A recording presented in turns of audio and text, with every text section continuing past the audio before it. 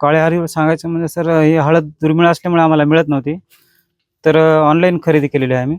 जवळपास अर्धा किलो 1600 ते 1700 रुपयाला पडली होती. तर ते अर्धा किलो घेतल्याच्या नंतर आम्ही शेतीमध्ये लावली. लावल्याच्या नंतर त्याच्यानंतर दुसऱ्या वर्षी आम्हाला अर्धा किलोपासून 2 ते 2.5 किलो 3 किलोपर्यंत ही हळद झाली होती. असं करत करत आम्ही लगातार 5 ते 6 वर्षापर्यंत हळद लावली होती. गेल्या वर्षी आम्ही जवळपास 60 ते 70 किलो या हळदीचं बियाणं लावलं होतं. तर 70 किलोपासून ह्या वर्षी आम्हाला 2.5 ते 3 क्विंटल ही हळद झालेली आहे. आणि या हळदीचं महत्त्व फार असल्यामुळं आणि दुसरी गोष्ट म्हणजे हळद दुर्मिळ असल्यामुळं फार दुरून दुरून आम्हाला संपर्क करून काही लोक येतात, काही शेतकरी वर्ग येतो, काही आयुर्वेदिक दुकानदार येतात आणि डॉक्टर लोकसुद्धा ह्या हळदीची मागणी करतात.